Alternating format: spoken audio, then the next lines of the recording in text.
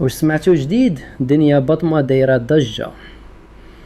دنيا بطمة عاودت طلت على الجمهور بإصدار وطني جديد سميتو كيس سبع. أغنية كتعبر على القوة، العزيمة والاعتزاز بالهوية المغربية.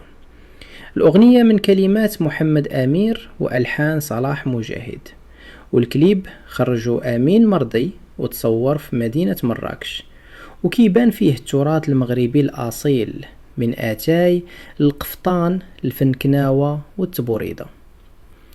كيس سبع ماشي مربوطة بشي مناسبة رياضية، ولكن رسالة ديال الفخر والانتماء للمغرب بأسلوب فني ورمزية وطنية قوية.